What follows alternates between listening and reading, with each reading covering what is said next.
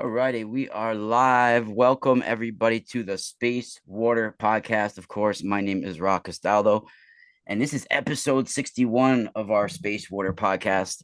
And we have our longtime friend and colleague of the show, Mr. Gary Wayne from Genesis6Conspiracy.com. Everybody, we got 2 books in the Genesis 6 Conspiracy series. You have to get these books.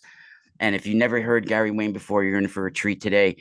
Gary Wayne is a Christian contrarian, a best-selling author, a longtime crusader for the truth when it comes to biblical knowledge, biblical prophecy, biblical archaeology, all sorts of information that you guys can get into if you're just finding out about Gary Wayne today. Gary's been a guest on my show for about 10 years now, and it's been a pleasure to share time with him on here and sort of evolve in with knowledge and change my perspective even over the years with things.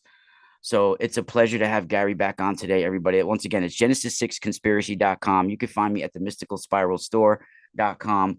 And today we're going to be talking about the mysteries of Zoroaster. Was he a man of enormous size from the ancient past? Was he a myth? Was he a savior? What was he? So we're going to get into that, and we're going to be talking about the Persian religion as well. And Gary, I appreciate you coming back on the show today. Thank you for coming on. It's a pleasure to have you here. Well, thank you for inviting me back, and so happy to be here again. And yeah, we're going to talk about a very, very important figure of Eastern history today, both one that crosses over many generations and gives us a real good look into what the early post-Diluvian world would have looked like, and a mirror back into the antediluvian world. Yeah, and his name is either Zarathustra or sometimes known, I think more commonly known as Zoroaster, but maybe in the past he was more known as Zarathustra, right? Yeah, so there's different transliterations as it comes across different sort of languages. And so if we look at, Zoroaster, you also see that transliterated more from the Greek side, as I recall, Zoroastras, and Astra being like a star, Yeah, right? yeah. And so I might think that that would be more of a more accurate spelling from at least an Indo-Aryan Greek sort of understanding, noting that the Greek is an extension of their language intermixed with the Indo-Aryan language, and Zara is Proto-Indo-Aryan for dawn and shining, whereas in a morning star. And so you start now having dawn and Astra. You've got a morning star, and this is a female goddess. So that's really kind of interesting as well, because typically when we look at the morning star from a Western perspective, you have Satan or Lucifer thought to be Venus and the morning star, or the son of the morning, as he's called in the book of Isaiah. So one of the things I talk about in some shows every once in a while is that what's odd about Satan and all the different names that he had is that all the other gods of the pantheon have a consort or a female equal, right? And Satan doesn't, unless we look at the Leviathan, Tiamat, Lotan, Yam allegory, because this Leviathan is going to be killed as the male in the end time. The female was killed in prehistory sometime. So if Leviathan is in part an allegory for Satan, then the female, as in the Tiamat equivalent from that using a Mesopotamian pantheon, might have been his consort. Now, if we look at that morning star aspect, and Satan is called a morning star, part of the morning star order, Hail El Ben Shachar in Isaiah 14:12. If you look at the understanding of a morning star, and as Venus, it is only a morning star for 6 months of the year. The other 6 months, it's an evening star. So there's a duality to it here, and typically that was understood as two different gods in the oldest of the pantheons. And so again, if one is the morning star, is the other one the evening star? And are they sort of the same side of the same coin in terms of at top of the pantheon? So this may go right back to a pantheon of Satan, as we would understand him biblically, Hel or Gadriel in the Book of Enoch, or Samael, as the mystical Jews remember Satan as, and this mystery female goddess, or Leviathan or Tiamat type of goddess that was part of creation. Gary, do you think it's possible that the word Satan could be related to Aten in any word? It seems very similar. Um, no, I don't see an etymological sort of connection there. You have Satan, Satanas, but the only thing that you can sort of get back to an Egyptian word would be Set. So if you just Because take the Adon S, or Aten seems similar to Satan to me, doesn't it? yeah, but Aten and Aten are two different Yeah, associations, right? Like you yeah. can get there. So the D and the T in Middle East languages were interchangeable. So Hmm. Aten and Adon would be the same. Yeah. So you could get like Titan with the two D's or one D. And you have to understand that as you're looking for core words going through. So we see like the two D's in the Bible for Titan, which is Dedan, Dedan, and in the Ugaritic text, it's Ditanu, Ditanu. And it's all talking about, you know, the Tuatha De Danann Danu, yeah. group. Yeah. So, and again, back to that sort of connections into giants, but the D and the T is one of the keys to understanding interchangeability in terms of same sound phonetically, different letter. So another one to keep in mind, not really relevant to this, but G and B. So you see Gilgamesh and Bilgamesh. They're the same in ancient um, pronunciations. Yeah. I didn't even realize how close the word though to Aten and to was to Satan to recently. I was like, oh, you just add an S basically. Yeah. Well, yeah. So, and if it's a contracted sort of form, you could get into Sarah, Yeah. which is also part of Zara. But Sarah means in Hebrew The Ra. um, ruler and prince. Oh yeah, So, there's the Ben Sirach, right? As yeah, well. Yeah. yeah. Well, in Israel, you have Sarah and El, and it means the rulers of God or the princes of God, depending Mm. on the application, right? So you have those titles that are typically added on to names that have transliterations in other languages. So yeah, I think there's a connection there. So you could look at Satan as the prince Aten or Adon, or the ruler Aten or Um, Adon, if you wanted to go to that compounding that I was talking about. yeah, that's interesting. I like that. Yeah. Um, somebody in the chat room right here, Fidessa Deriba, say, I'm hearing you from Ethiopia, Gary Wayne. I want to testify how my God opened my eyes to the mystery in an unseen world. May God bless you. Thank you. All Thank the way you. from Ethiopia. Yeah, glad you're listening in today, and hopefully we'll give you some more things to think about. Yep. Definitely check out the archives. We got a whole bunch of shows with Gary Wayne on here. And hopefully, God willing, we'll be having some in the future as well. We'll be continued. So thank you for tuning in all the way from Ethiopia.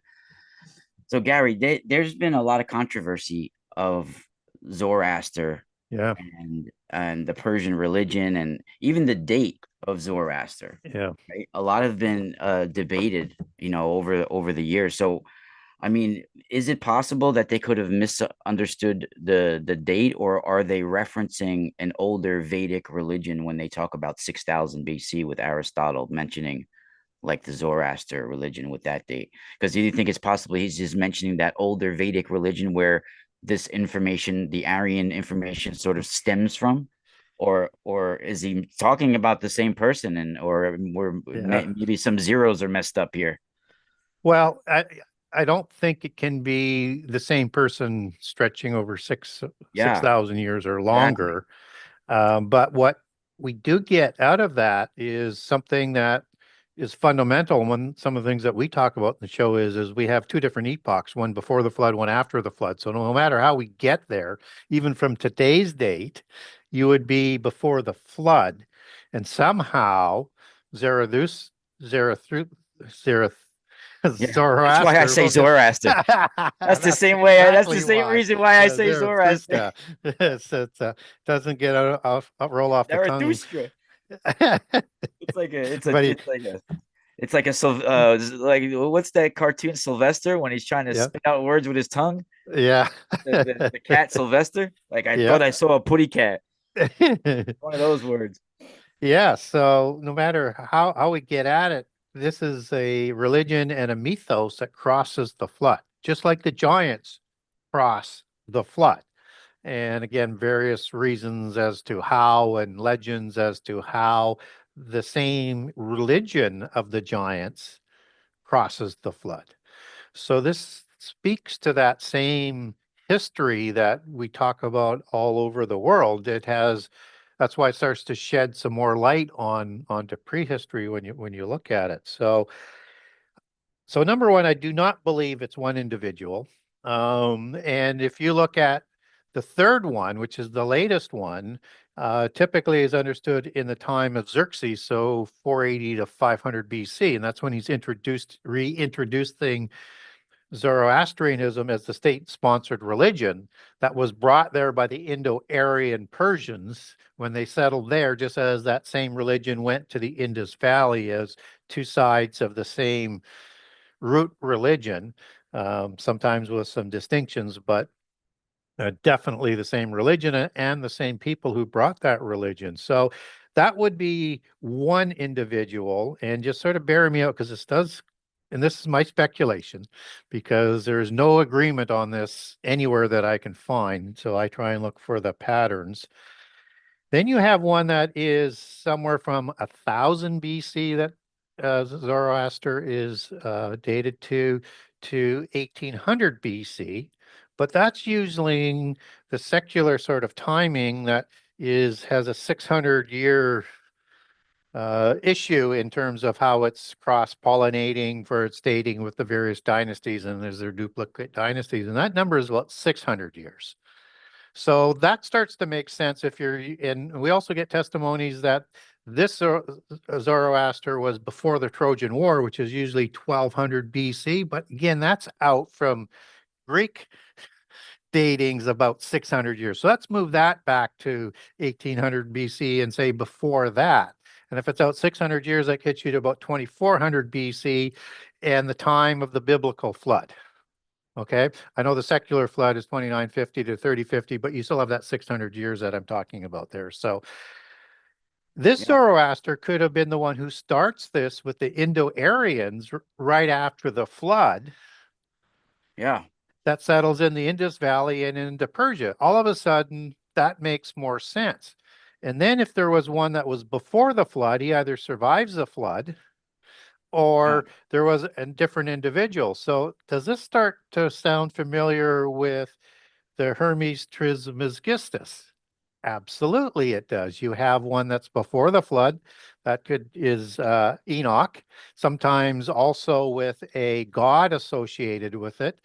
But Enoch is son of Cain, I should be clear of this, is raised up to be like a god with the knowledge and also sort of equivalent with Thoth in the Egyptian religion and that sort of aspect. So in this aspect, you have two, a god, one a priest that starts an order of the worship of the god that Enoch is worshiping, and then you have one that comes along later who discovers the knowledge named Hermes after the flood, right? And he actually takes that knowledge to Nimrod at Babel. Now, in other versions, there's just one before the flood, there's the one right after the flood, and then there's one who is in Egypt that also sort of reinvents or restarts or does a renaissance of alchemy. So you have the same kind of possible datings because the Trismegistus has those two different settings in terms of a timeline and people, but always going back to the antediluvian epoch, just as Zoroaster does. Is this an Eastern tradition of that same mythos, of the Western tradition with its nuances of the same type of religion? Because this is an Indo-Aryan religion. Doesn't matter whether you're talking about the religion at Babel with Nimrod that then gets taken to Egypt, that then spreads to Greece. It's the same East-West religion. And you have the same comparative with Persian Zoroastrianism and Hinduism. So the Sanskrit and the, what is it, the Avestas, that are, Yeah. Persian Avestas, yeah. yeah, are the same religion, just slightly nuanced. Yeah. Well, I agree with you. And I think that it actually shows evidence of the same people coming from the same roots, but Aryan people displacing other Aryan people as they war within the tribes and Yeah, start to move. And then you start to see the Persians as they move into the Iranian area and Iran, into Iran and the Middle East. I yep, think that's how you pronounce it. Iran, is it yeah, Iran? either or. Yeah. And you moved into It's a transliteration of Aryan. So yeah. So yeah, yeah, exactly. So as they moved from into Iran and the Middle East, they started to displace and encounter other earlier Aryan people who actually spoke a language more closer to the Vedic, like the Mitanni, yeah, yeah, like the North Syrian Mitanni, yeah, right? and they use the same gods Yep, in their the pantheon same and gods, use but they those switched it. gods, yeah, Yep, and they use them in as witnesses in the treaties that they sign.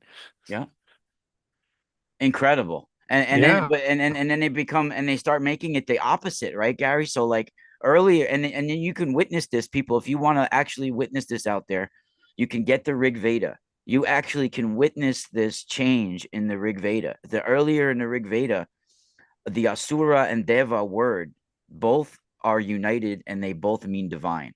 And then as the Rig Veda changes, they split, and then it starts to mean Asura starts to mean the devil, like the evil ones, and the Devas start to be the Brahmins. The Kshatriyas become the Asuras, the warriors.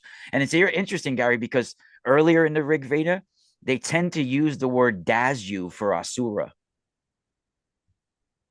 And you interesting. see that Dasu, you see like other sound shifts of that in Yeah, other cultures, yeah, you know? yeah, I think so too. Yeah, Yeah.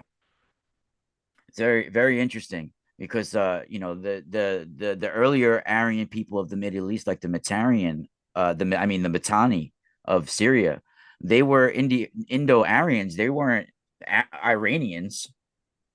yeah. So when you see from a Indo-Aryan perspective, when you see dark-haired giants and kings Yeah, and priests, those are the Eastern ones versus the blonde-haired and red-haired ones, which are, there's 4 to 5 different groups of Indo-Aryans as they show up both before the flood and after the flood. And there's a rivalry there. And I think they come from different watcher angels, but that's just my speculation. And so, yeah, so you see that dark-haired variety actually go right through into Anatolia, so where Turkey is today, and into Crete and into southern Greece as this sort of split of the dark hair that runs through wow, this almost parallel right through into the Indus Valley. And then you have like the Scythians, which are a little bit more north, even though they come from this, the northern part of Anatolia and part of Greece. Um, and also ones into the Middle East below Mount Hermon, in the because imagine that sort of line that's going through that we're talking about, where you have the red, red-haired, yeah, the red-headed Scythians, yeah, yeah, and red-haired wow, Horim, red-haired Rephaim, blonde-haired Amalekim, blonde-haired Anakim, and red-haired then Persians even, and yet the Hittites, which are in the north, and the Sidonians have wow, a completely different hair and complexion Crazy. than the other Canaanites that live amongst these other giants. They have that dark-haired variety, and the Wow. Hittites have a language that comes out of the Indo-Aryans, and they worship the same gods. So again, you see these patterns that show up if you can sort of see what's going on there. And is the rivalry defined by light and dark? And this is kind of just my speculation here. In mysticism, yes, there's an internal fight of white magic and black magic. We've talked about this all, throughout. We know them as dark hats and white hats today. So is that reflected in the colors of the hair, light and dark? Wow. I don't Yeah. know. It's just It's too, I have always speculated this as well. Yeah. yeah. Yeah. So, but it doesn't mean they're not worshiping the same root religion.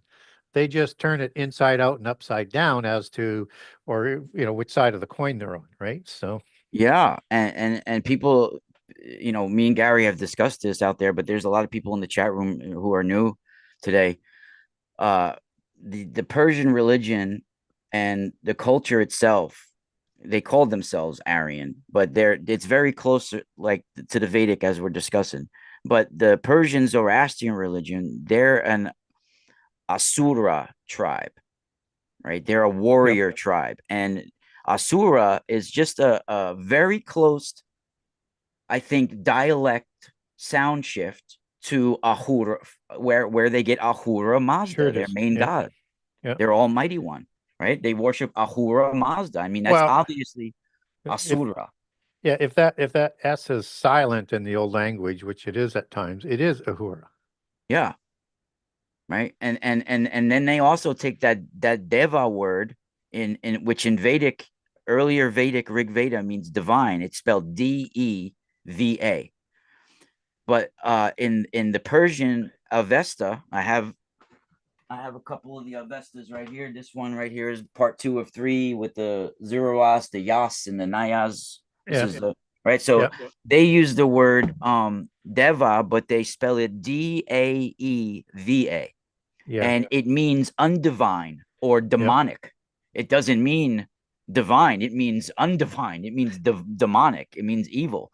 So there's an opposite to the shift of the meanings and the yeah, sound, because yeah, the sound of the mantras meant everything, yeah. right? So they And had mantras with this, so the sound, the way they pronounced the word also shifted the meaning of the word. yeah.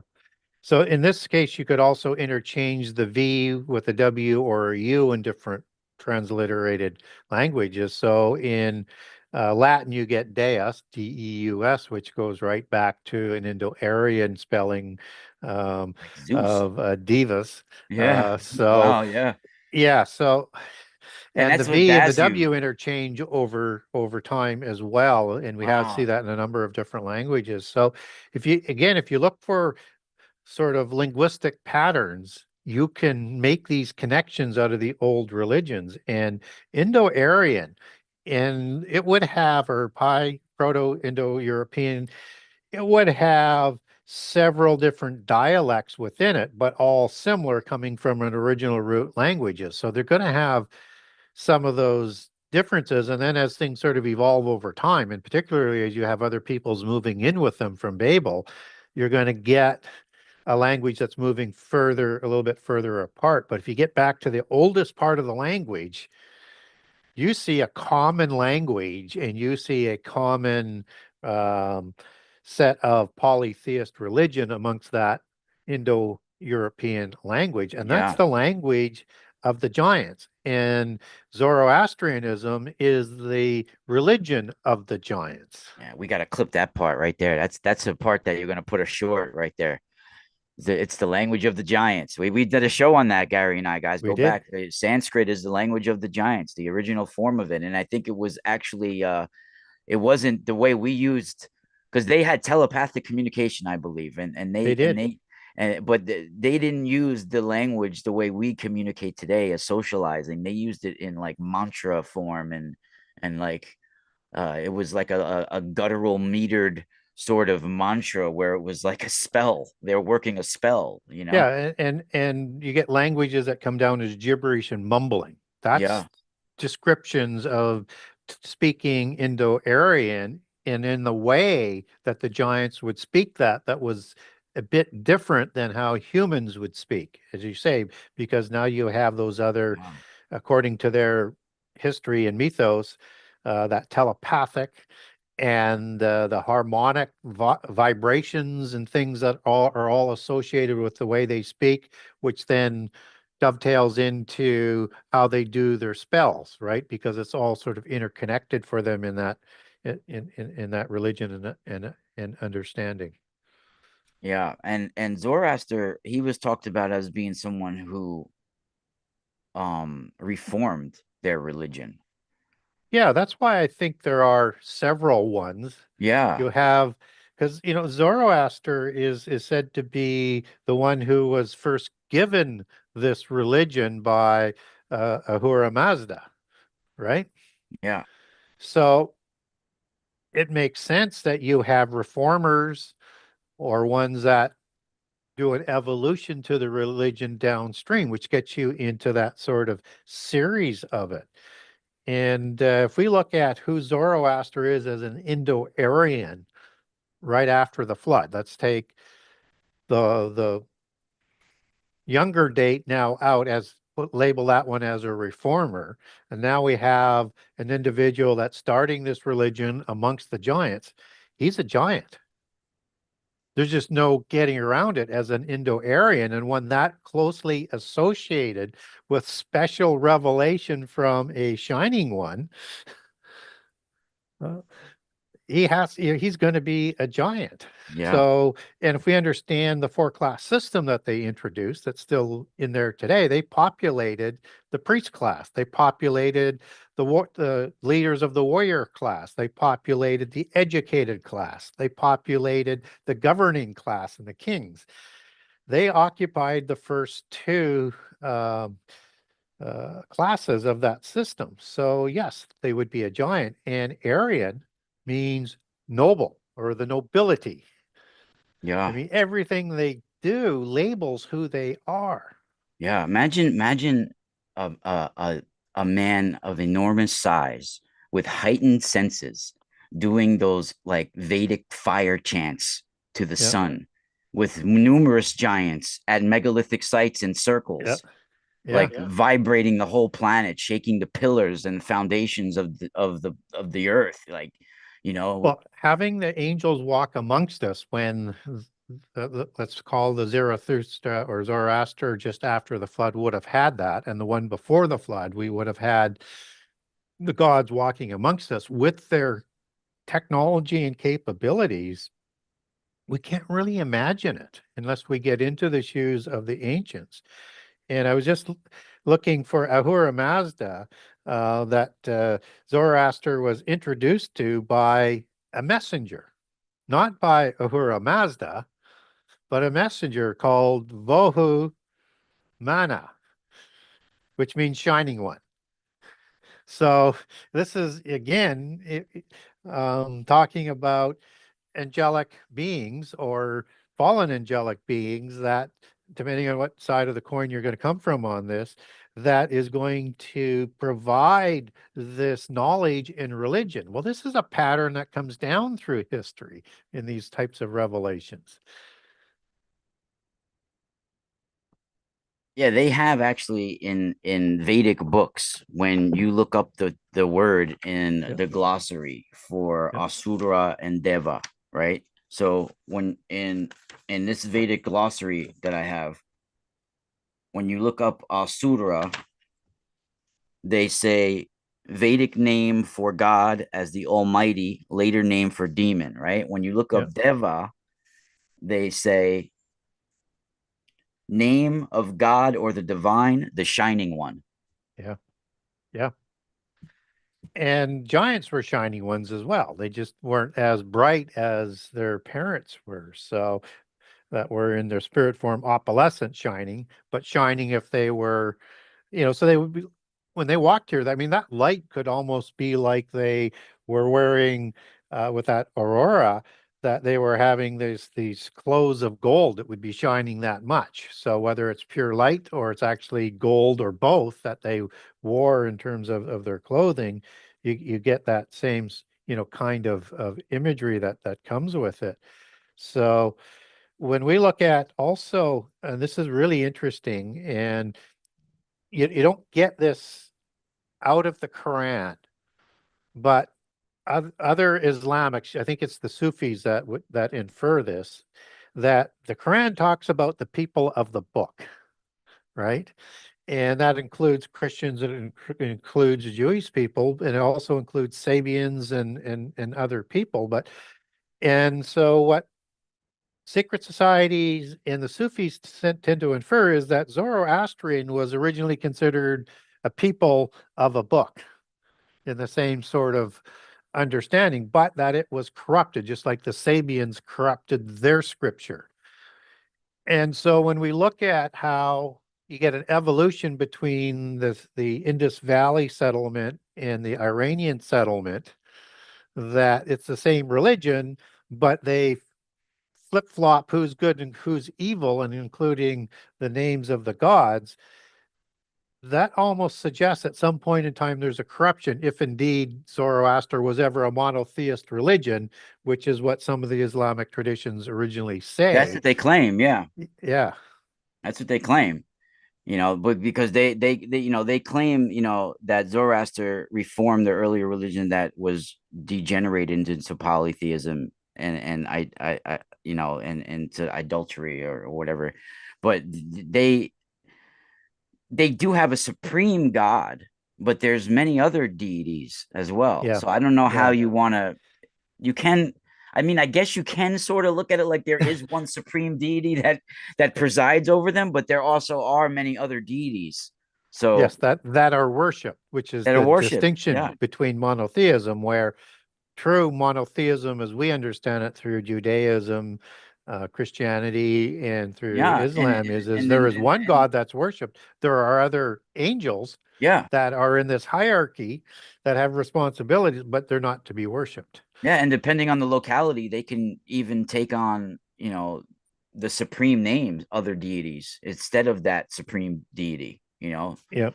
So, yeah, it's really incredible when you start to get into it, and I think that Zoroaster, they practiced that Vedic fire worship, and they had you know Varuna and Mithra and all these Mitra and Mithra, all those names they're all Vedic names, and they're changing the names of them, like, and the opposite, and like I said before, the meaning of it, and they're doing these chants, right?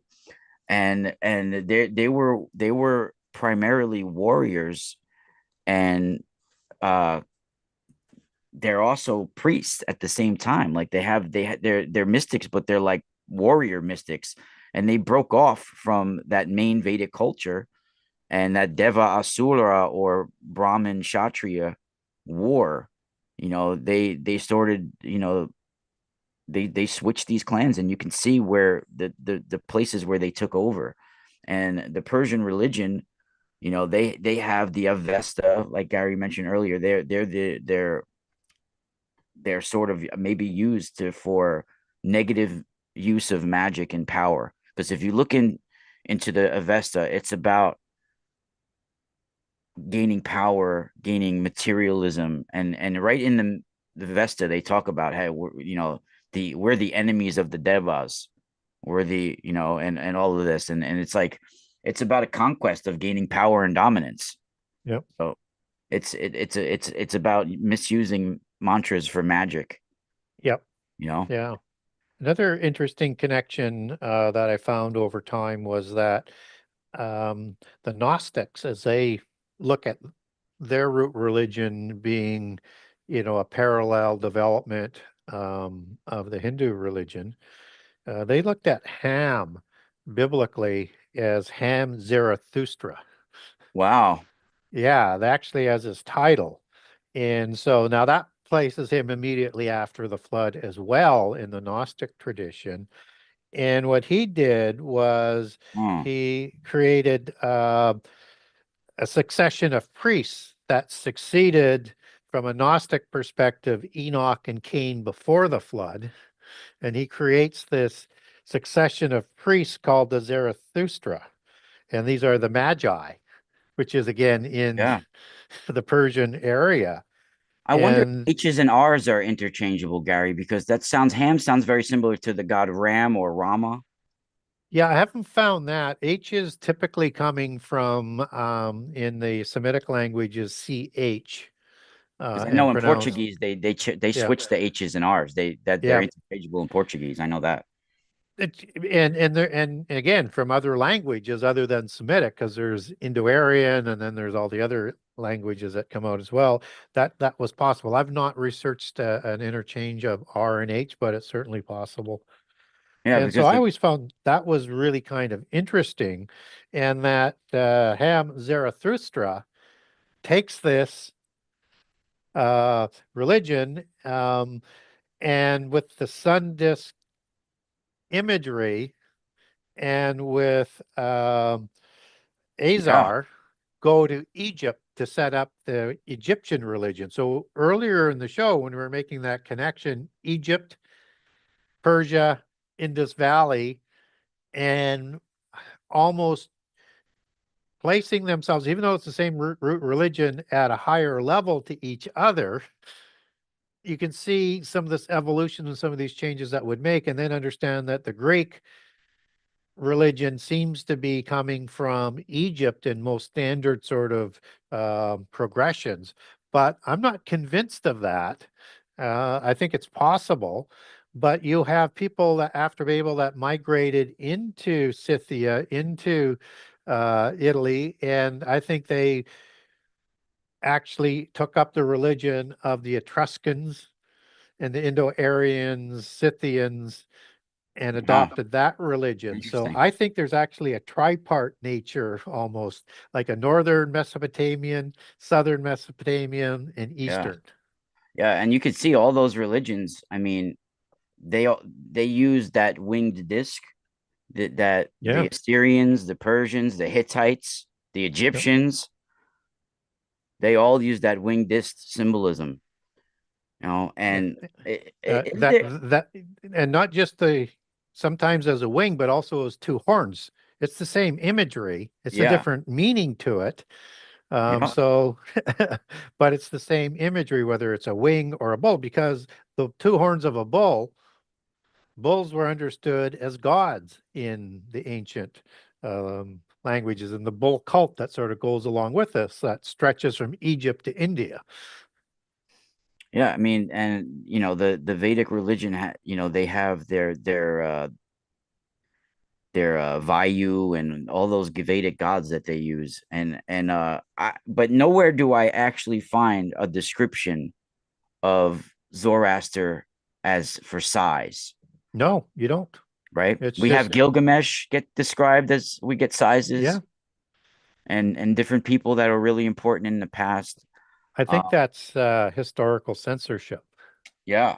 And also too, all of these, I definitely think there's been a crusade and maybe it's the origins of why biblical archaeology became so. But there's been a crusade to get rid of the bones of Yeah. these past priests. We know this. Well, and even the Persian kings in this time were depicted as giants, right? Yeah, So, but that could be again the rivalry between the priesthood and the kings. But and the Persian kings took their genealogies, the Achaemenid kings took their genealogies back to the Aryans of Greece. So, yeah, um, so there's no reason that we should think otherwise, that these are not the descendants of giants. And there's another giant before the flood that has the same story as Zarathustra. I don't, and I'm sure you're probably aware of Gaelmard. oh yeah, Um, and he's a primordial giant, so before the flood, and understood as the first king and the first man, understanding that this is a hybrid man, a like a giant. Manu. Yeah, like almost like a Manu. Yeah. Yeah, because Manu was one of the seven sages, right? That Yeah, start civilization after the flood. they even have a And similar story with a Yama or Yima. yeah, they do. Yep. Very similar And story. so Gaimard was the first to accept Ahura Mazda before the flood. Wow. And he lived to be 3,000 years old, according to that mythos.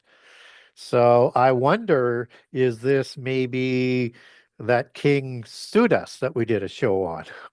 I mean, I have nothing to connect it, but if he's the first king, he lived 3,000 years, and you have that King Sudas who's Indo-Aryan and he's warring against the 10 kings as their enemies of the Yeah. West, the 10 tribes of the Yeah, West. we did a show on this with King We Sudas. did. Yeah, really good. I found Yeah, something else that I was going to and King use on. Sudas, if you recall, as we talked about, introduced that universal religion. Yeah, yeah, yeah. Everybody, we did a really good show on this, and I had something to bring up during this. It's perfect time for this, Gary. Zoroaster, I found too, right? Zoroaster had a his greatest and first and greatest patron I found in the Vedic writings. His name was King Vishtaspa. King Vistaspa, Vishtaspa of Bactria or Balk, and he also died in that region. So he That's may have been born there. Visht.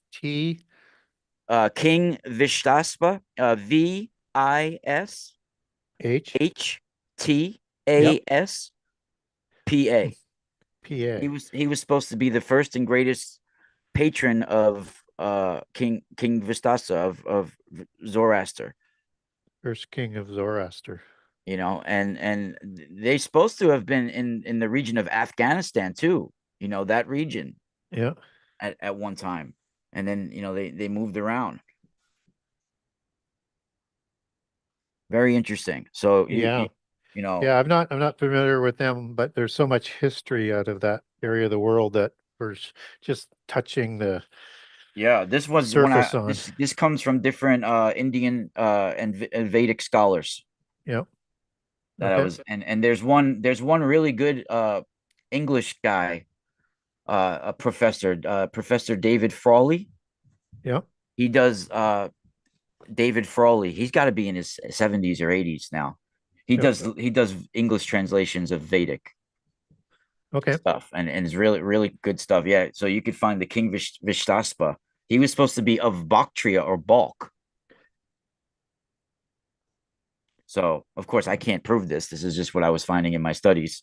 Yeah. So Yeah. It's very difficult to get at that. But I think we're going to get more of this kind of information coming out as we go forward because, I think on the things that we talk about this common history, that's out there that's seen through the various cultural and religious lenses all tell the same story. And it's just a matter of putting those pieces together, whatever that commonality is to figure out, where we came from and where we're going. So, um, and again, it's not to dismiss that there isn't a monotheist religion and there isn't a polytheist religion. We're saying that there is, but they're viewing things of history and prehistory through a different lens.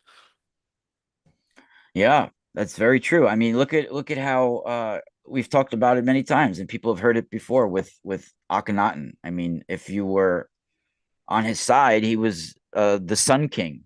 He Yeah. was divine, but he was a heretic if you weren't, right? Well, because they raised him up over the other gods of the pantheon, right? Yeah, And so, yeah, they were, and when that reversed, it was very, very vicious to the people who worshipped Aten. I mean, it was absolutely vicious. So, yeah, and I'm not defending one side or the other. I'm just saying that that's always you have to look at the lens that things are viewed through, and then try and get to the objectivity if you can. yeah. I agree. I have something else to share with you on Zoroaster before I give it back to you. Yep. So I now we got to take this with a grain of salt, of course, what I'm about to share with you, because Yep. it was from remember I mentioned that oahspe book in 1881 that John Yep. McBrow channeled that whole book. So in his book, he has a description of Zoroaster, what he Okay. wrote, and I wanted to share with you what he showed. It's very interesting because he said he has a little description of him, and he actually um he has let me show it to you here. All right, can you see my screen? Yep, I can. All right, so first here's the written This is what he has written. He says, erroneously called Zoroaster, a Persian lawgiver who lived in the cycle of Frajapati. That's one of the words he uses in his book. For more than 9,000 years ago, the farthest back of all historical characters, both Buddhist and Christian religions are said to be made up chiefly from the history and miracles of Zarathustra. It was to obliterate such history that Coatulus, a Christian priest, burned the Alexandrian library in the year 390 AD.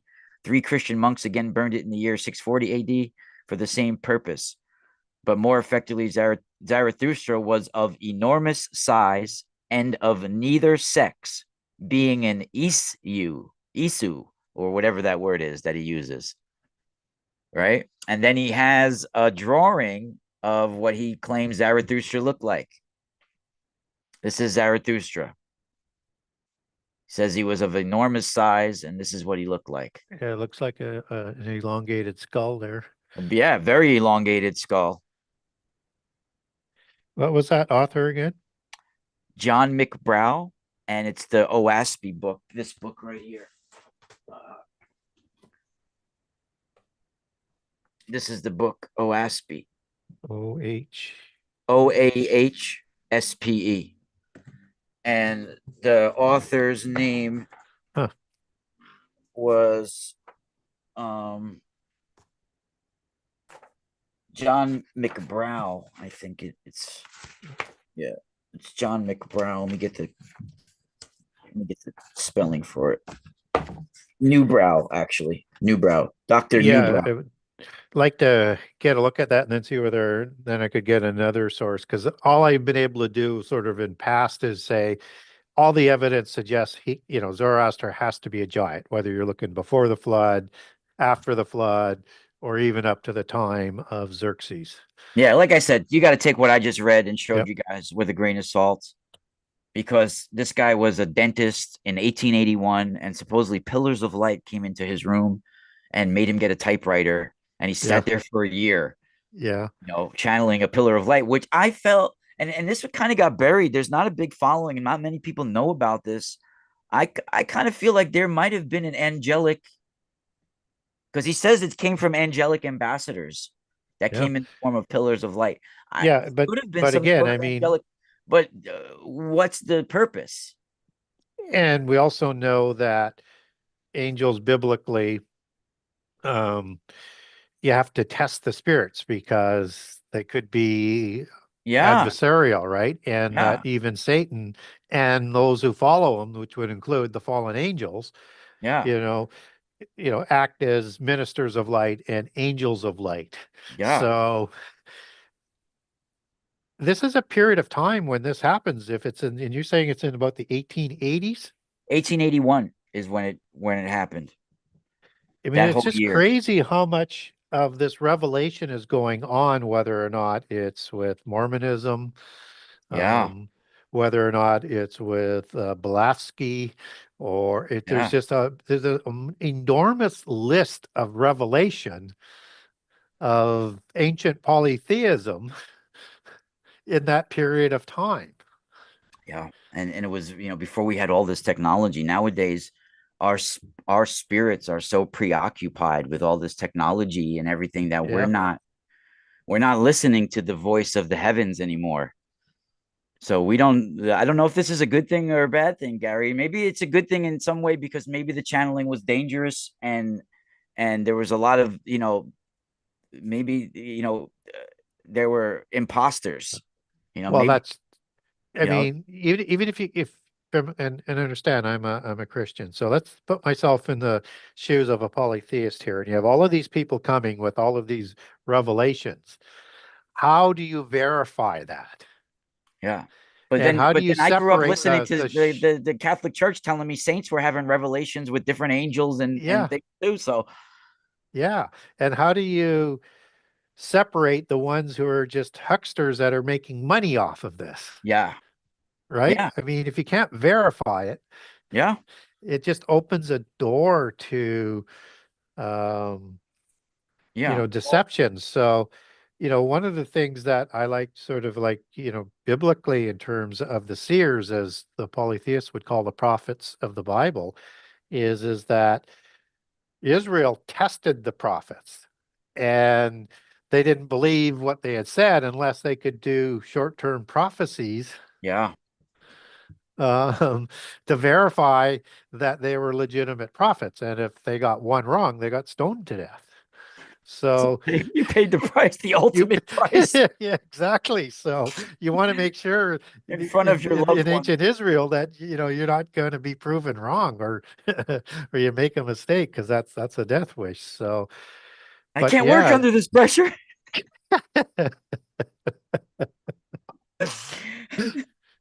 yeah, Eh, yeah, and you just sort of get this image of, yeah, I hope he makes a mistake. I got my rock handy, but um, oh my it's God. yeah. So, but it's that period in the late 1800s that is absolutely extraordinary for how some of this stuff moved, and Yeah. the Theosophic movement is moving forward that produces the New Age, and yeah, it was an interesting time for sure.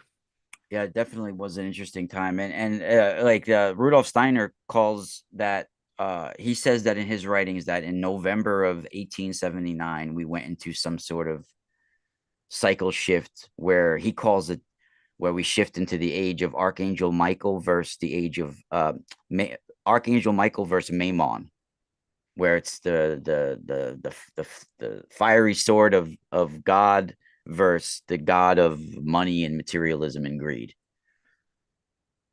So, I mean, that does sound right.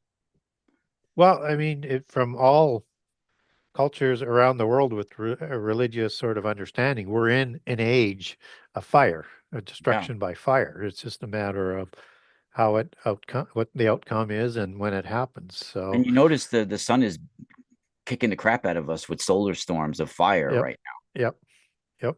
So we are under maybe this is a purification. They some people believe, like we discussed, that it is the end of the Kali Yuga in 2025, in what the Vedics call that the Kali Yuga cycle, and that this now is what they call the Great Summer of Purification for the next 300 years, where we get purified by fire Yeah. on the planet. So there might be some truth to that, and it might line up to some of what we Christians believe. It might have been partially of what Pope Francis saw when he opened up the gates and Yeah, looked let's like he talk was. about that for a second, Gary. I mean, it's a little off topic, but it's a little on topic too. I mean, Yeah. Zoroaster and the Pope, I mean, these go they're very similar type of belief systems in my opinion. There's a lot of similarities to what the Oh, Catholics, well, but if you look at the branch religion of Zoroastrianism in Rome at that time of Christianity coming to power with Constantine, Mithraism. Yeah. Mithraism is one of the more popular religions, which is Yeah. a branch of Yep. Zoroastrianism, and Yeah. Mithra as the head god, right? Yeah.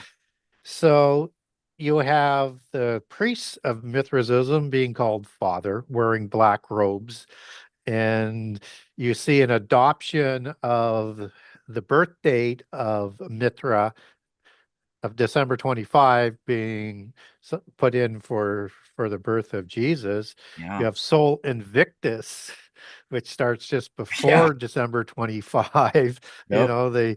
the season of the sun, Crazy. and the festival associated with that as part of the eight Sabbaths of polytheism.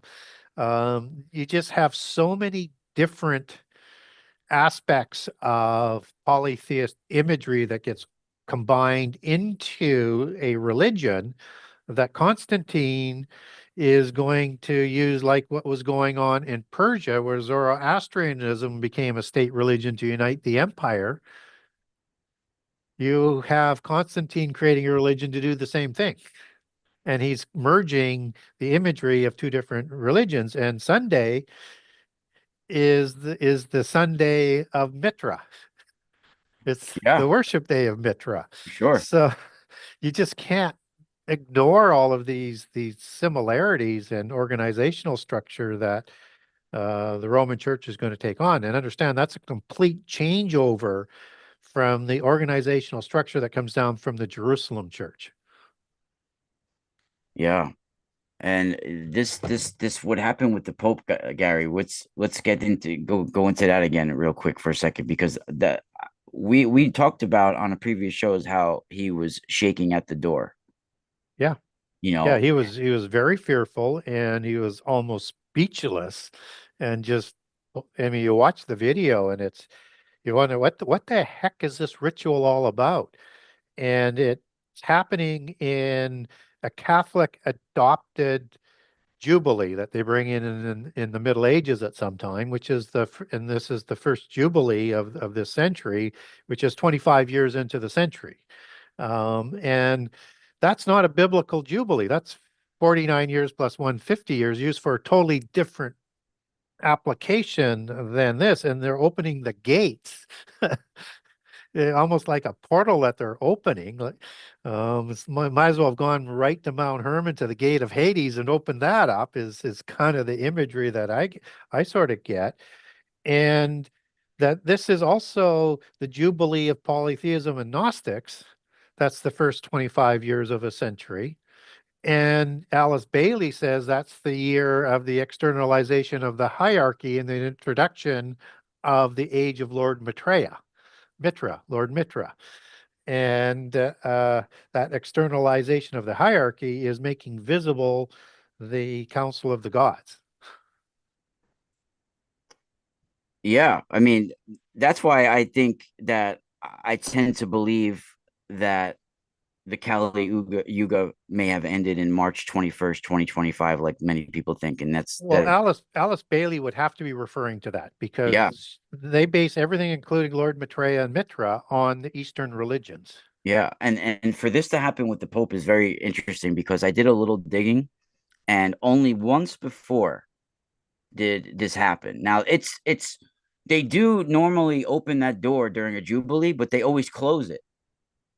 They close it. I Yeah, don't know if they televise it like that, but they always close it. There's only one other time they left it open, and it happened once before with Pope Innocent the 11th or 12th, I believe. I didn't write which one. I think it was like Pope Innocent the 12th or something like that. It was like 1699 or 1700, right? So he also left the door open. The interesting thing is that he died right after this happened too. And what's interesting is he was so sick at the time that he couldn't even go up to the door. That he watched from the balcony and did the approval yeah, from the balcony of the door opening, but they left it open and he died right after.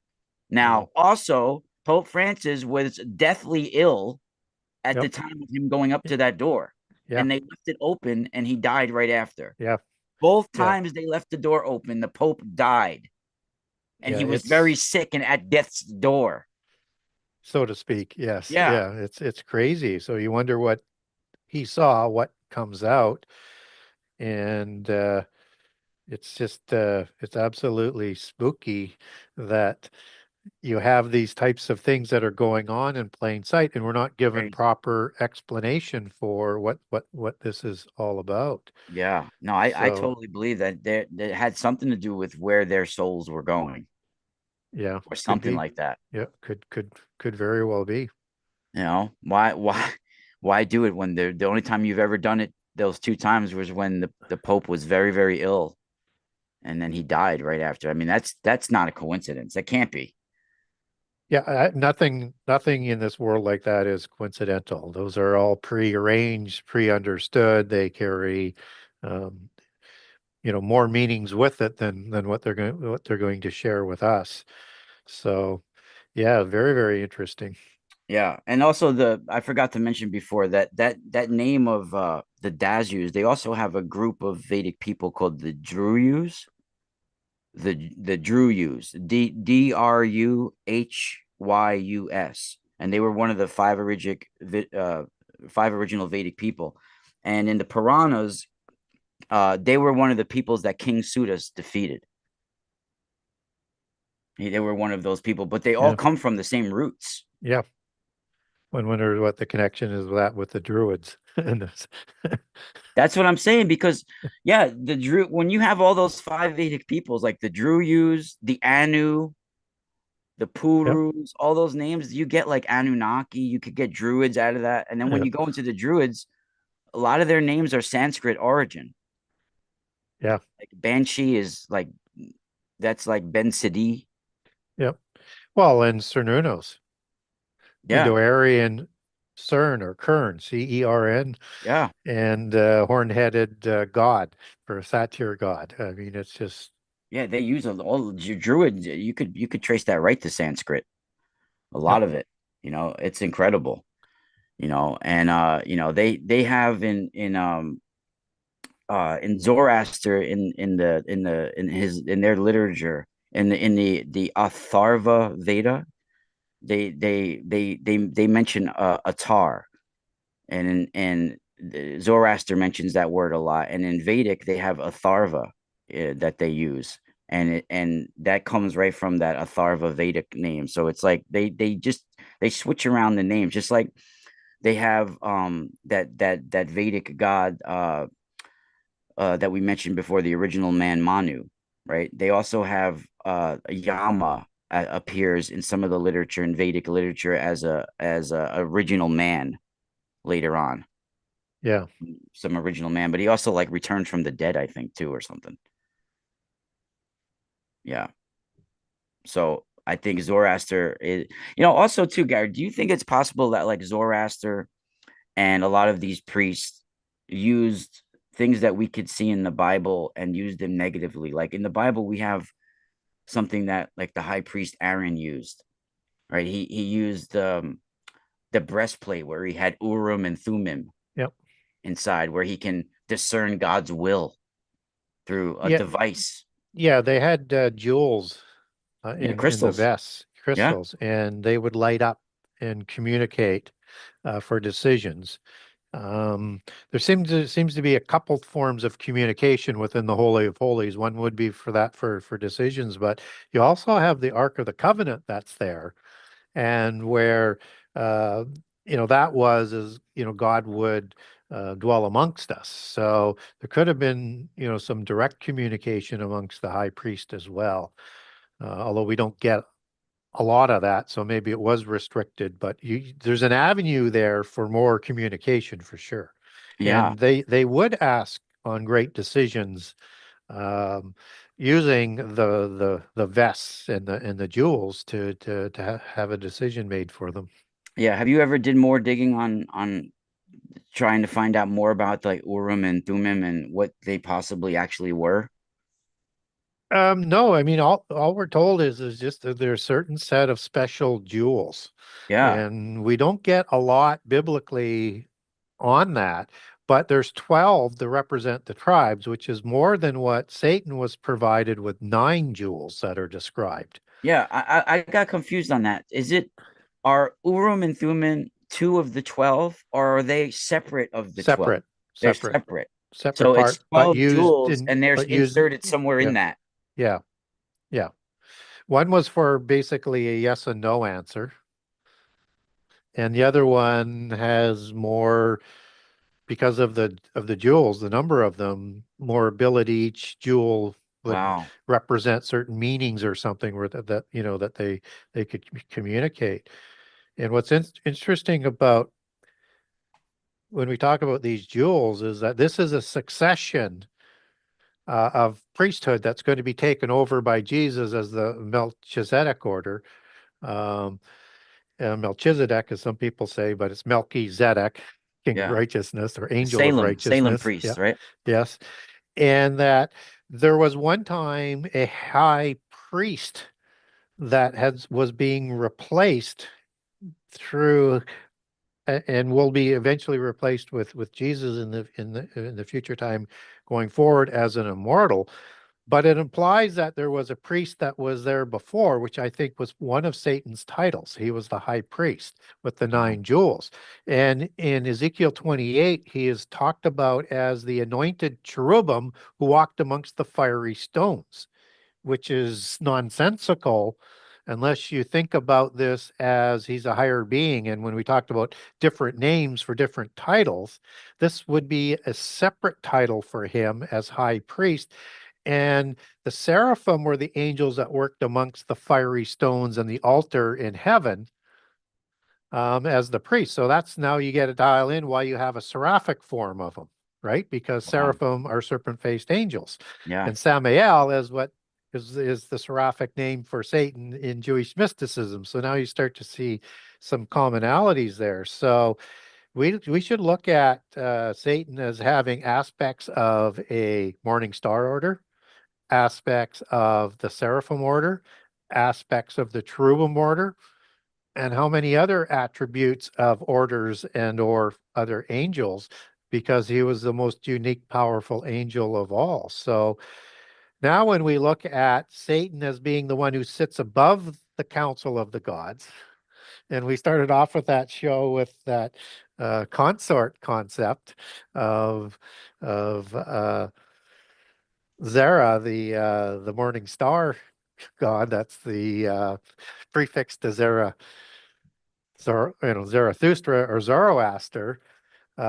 You start to think about there's pieces of the puzzle here that we can be putting together in terms of why this comes together in the end time. And from a biblical perspective, we see that through the lens of Antichrist and Satan, that being worshipped in the last 3.5 years. But maybe we should also be looking at that as if the other fallen angels are let out of the pit prison in the end time. And they're said to be killed in the polytheist allegorical versions for how they don't show up anymore. And Leviathan was killed in the Bible and all around the world. The female probably went to the pit prison.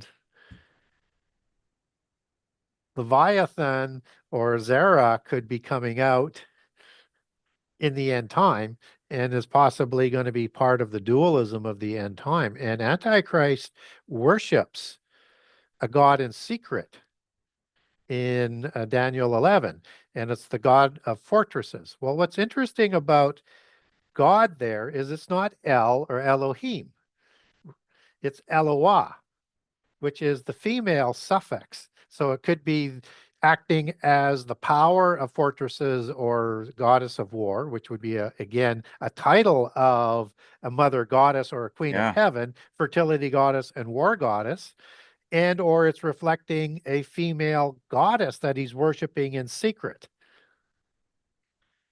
And yet we also know we're going to be worshiping Satan through Antichrist as well. So again, you see this coming together in the end, and why it's kind of important to understand how this is going to play out, not only through a monotheist lens, how it might be presented through the polytheist lens. Yeah. Yeah. And the Persians had a goddess like that, called Anahita. Oh, really? Yeah. Anahita, I think the name was I found that some would worship in secret. Yeah. Anahita, Anahita. And what's also interesting is when you get in touch with the divine essence in another dimension, and you have, and that's is the Atma particle that everybody's trying to tackle into, but divine essence is also thought of in the female understanding here for the wisdom, as in Sophia, meaning wisdom, and the goddess of wisdom in Greek mythology that created the 12 archons that ruled the world. You have this equivalence with the Holy Spirit, which is also translated as wisdom in the New Testament as Sophia, because it comes out of the Greek.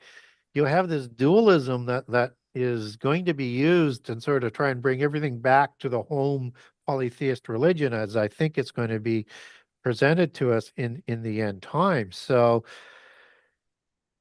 if people are trying to get in touch with this female entity of wisdom and knowledge in another dimension, where's the pit prison that I'm speculating that this Leviathan is in, female consort to Satan, in another dimension in the pit prison? And can they actually speak to people from that pit prison? Biblically, we get that they can, because in Ezekiel 32, you have the terrible ones that are speaking to Pharaoh from the sides of the pit prison. These are the mighty ones who are slain for doing terrible things, are the terrible ones, but also the strong, which that are speaking to him as well, which is the Hebrew word El, or angel.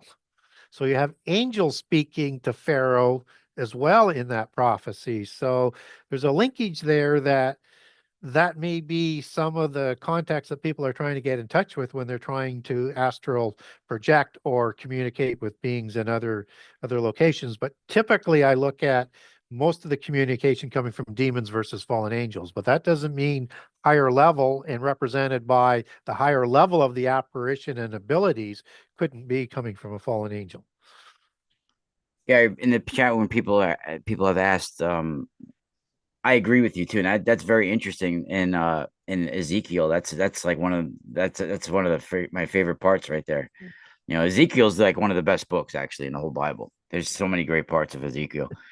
Um, in the chat room, they're asking how you think that we should prepare ourselves for a purification by fire if that's what's upon us right now, Well, you, which is a huge question. I don't know how you, you're supposed to you, answer that. you really can't. Yeah, I What don't you think can that's like do try is, to avoid a tsunami. yeah, I mean, this is not going to be refining us to be pure, as what people think is just an allegory. You're going to be refined through fire, which means death, with that from a biblical understanding, just as the book of Daniel references that in the last 3.5 years. And this purification by fire is the destruction by fire that's coming. So the only way you can prepare yourself is to learn more and make your decision. And you're going to, and I talk about this on almost every show we're on, is that there's going to be a decision made in the end time. And you're going to have to choose. And no decision is a decision. That's why you want to make an informed decision on this. So this destruction by fire comes with Mitra. It comes with Shiva. Shiva and Mitra are destroyer gods who destroy the world in the end time by fire, but then renew the earth in polytheism going forward. But the Like whole earth Rudra. is destroyed, Yeah, right? yeah, The like Rudra. He's like purification that by too. fire in the Yeah. age of Aquarius would be ultimate destruction. But the nuance here is, from a monotheist perspective, is that that would happen, except that Jesus steps in at the end, lest all flesh will be destroyed. So he prevents that from ultimately happening, but it gets close. But this destruction by fire is going to come in several different parts and heat up. And you're going to have Babylon first and the false prophets, and then Babylon is destroyed, and then the Antichrist system. So this thing just continues to heat up. And a lot of Christians believe that they're not going to be here for that destruction of the last 7 or 10 years. I think it's closer to 10 years based on Revelation 3:10. But tribulation and wrath are two different things. We're promised to be saved from the hour of trial, which is the hour of Antichrist coming to power in Revelation 17, and the hour of destruction of Babylon, and the hour that Jesus comes, and the mark of the beast. That's what we're promised to be saved from, and from the wrath, which happens in the last year. The New Testament is very clear on its teaching. Tribulation is for the saints. So we will go through tribulation, but wrath is reserved for the ungodly. So how do you prepare for it? You will have to prepare yourself as to what decision you're going to make. And if you're a Christian, you should be prepared to go through fire. And what you need to be able to do is endure, but also make your testimony in that period of time. And so when we see all of these different saints, whether it's in Revelation 6, which is part of the first fruits and their testimony of Jesus, they're waiting for the ones to come out of the great tribulation of the saints, who also will die for their testimony of Jesus. And that goes right up to the midpoint of the last 7 years. There's a tribulation and a testimony you have to prepare for. Well said, Gary. Yeah, and if we maybe next time we could get into also more about the Assyrians and continue the discussion too, because we that's like a whole nother topic in It itself. is. Yep. You know, Gary, it's a pleasure to have you here always. Thank you so much for coming on, everybody. Genesis6conspiracy.com. Get Gary Wayne's books. I'm pretty sure you can even get signed copies still, right, Gary? You certainly can. You go to the website, genesis6conspiracy.com, the number 6conspiracy.com. Go to the buy now page. You'll get a list of 3 menus. page 1 is for book 1. Page 2 is for book 2, and page 3 is the bundling for both. And there's discounts for multiple books on each of those sites. So you can get signed copies right from the website. You can also link over to Amazon.com, BarnesandNoble.com, Amazon.ca, and also to buy the book there, or over to Amazon for the Kindle editions and for the Audible editions. Awesome. Thank you so much, everybody. I know I've had testimonies from people emailing me. I've helped that sell at least 100 books over the years. Over the years. So I definitely am a big supporter of Gary Wayne's work, everybody, as you guys know. And if guys, it's even if you have income where you can't really afford it, if you've been watching Gary's work, it's more than worth the investment to get these books. And I'm pretty sure nowadays you can even like buy them on Amazon and do payment plans and things like that. So guys, pick up the books today. If you're hearing Gary Wayne today and you love this, there's no reason why you should not get his books. Genesis6conspiracy.com. You'll see Gary Wayne in the future on my show. God willing. And Gary, once again, thank you. Great show today. I really appreciate, and the topic was really well. Everybody, thank you for the kind words in the chat room and all the questions. We had like, I think about 60 people watching right now or something like that. Yes, about 56 people right now watching. So thank you, everybody. Everybody loved the show and everything. Once again, thank you, Gary. And everybody have a great weekend, and spiral out. This is the